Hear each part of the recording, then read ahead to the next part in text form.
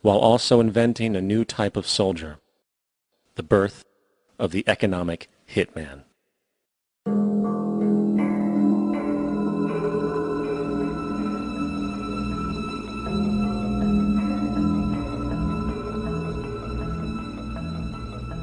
We economic hitmen really have been the ones responsible for creating this first truly global empire. And we work many different ways.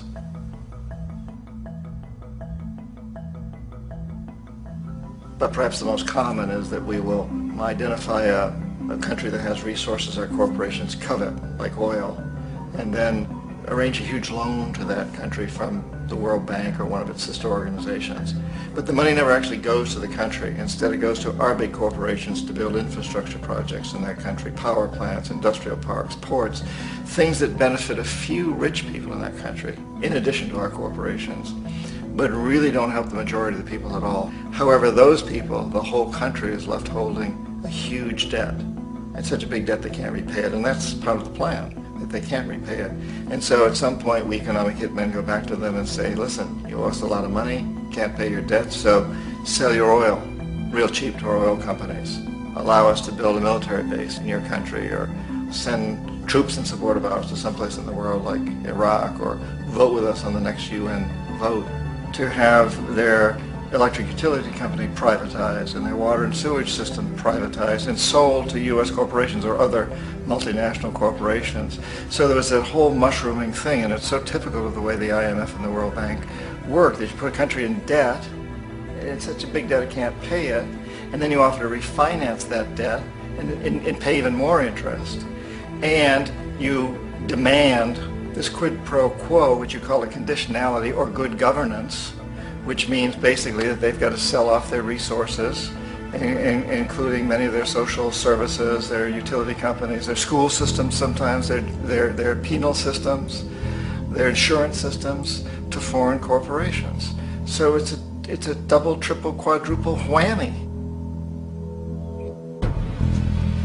The precedent for economic hitmen really began back in the early 50s when democratically elected Mossadegh, who was elected in Iran, he was considered to be the hope for democracy in the Middle East and around the world. He was Time Magazine's Man of the Year. But one of the things that he'd run on and began to implement was the idea that foreign oil companies needed to pay the Iranian people a lot more for the oil that they were taking out of Iran. The Iranian people should benefit from their own oil.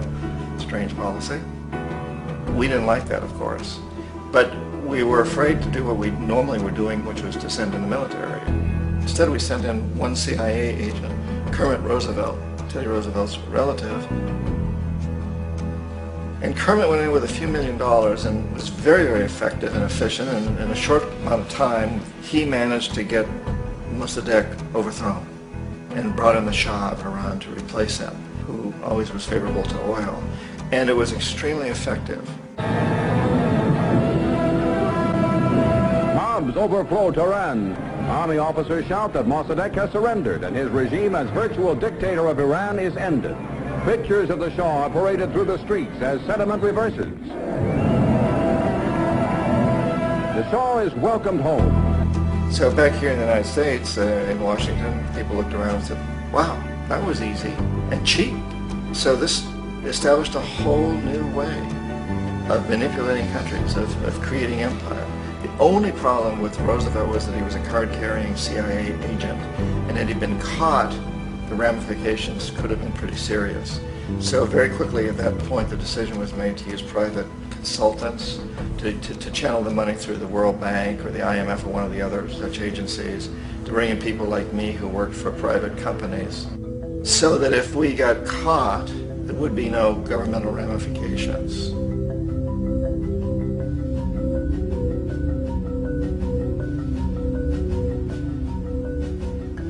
When Arbenz became president of Guatemala, the country was very much under the thumbs of United Fruit Company, the big international corporations. And Arbenz ran on this ticket that says, you know, we want to get the land back to the people.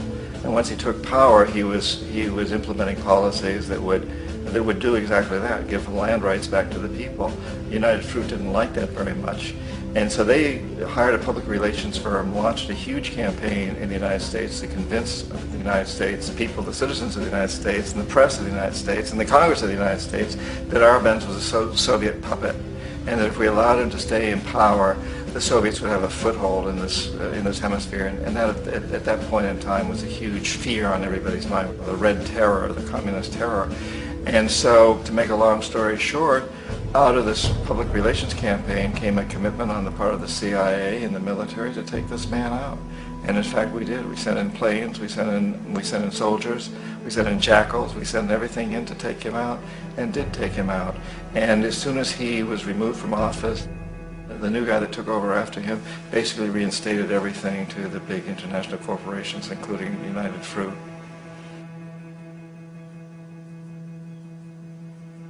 Ecuador for many, many years had been ruled by pro-U.S. dictators, often relatively brutal. Then it was decided that they were going to have a truly democratic election. Jaime Roldos ran for office. And his main goal, he said, as president would be to make sure that Ecuador's resources were used to help the people.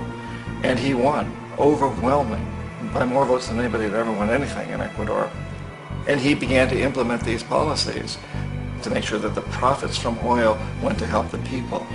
Well, we didn't like that in the United States.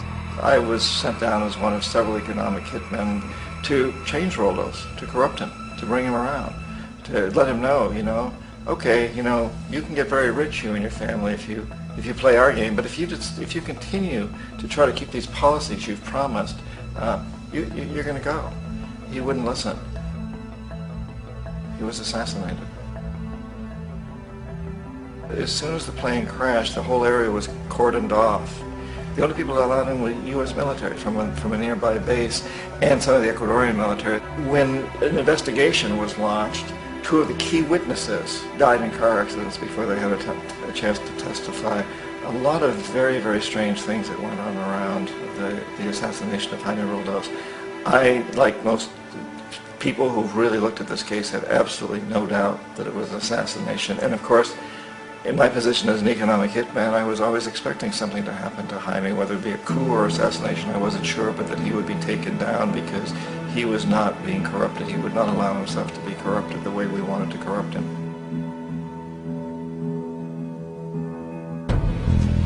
Omar Torrijos, president of Panama, was, one of my favorite people. I really, really liked him. He was very charismatic. He was a guy who really wanted to help his country.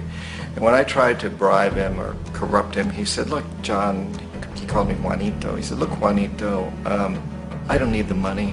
What I really need is for my country to be treated fairly. I need for the United States to repay the debts that you owe my people for all the destruction you've done here.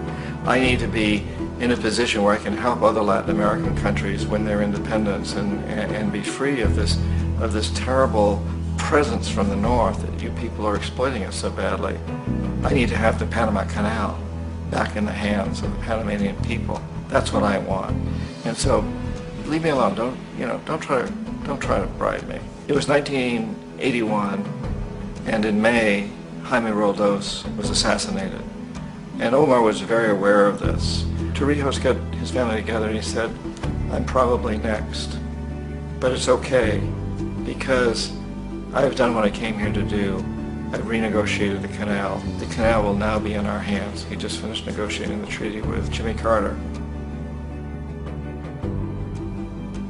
In June of that same year, just a couple of months later, he also went down in an airplane crash, which there's no question was executed by CIA-sponsored jackals.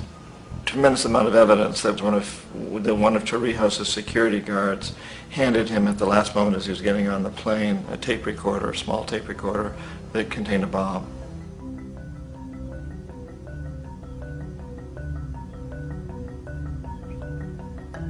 It is interesting to me how this system has continued pretty much the same way for years and years and years, except the economic hitmen have got better and better and better. Then we come up with, very recently, what happened in Venezuela. In 1998, Hugo Chavez gets elected president, following a long line of presidents who had been very corrupt and basically destroyed the economy of the country. And Chavez was elected amidst all that. Chavez stood up to the United States And he's done it primarily demanding that Venezuelan oil be used to help the Venezuelan people. Well, we didn't like that in the United States. So in 2002, a coup was staged, which there's no question in my mind, and most other people's minds, that the CIA was behind that coup.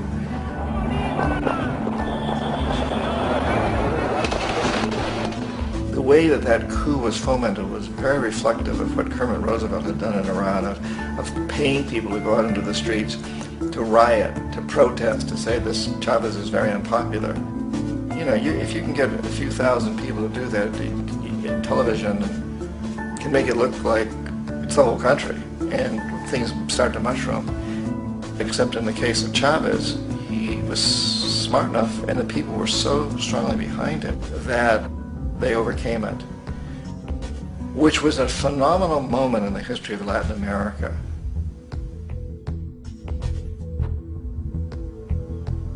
Iraq actually is a perfect example of the way the whole system works. So we economic hitmen are the first line of defense. We go in and we try to corrupt governments and get them to accept these huge loans, which we then use as leverage to basically own them.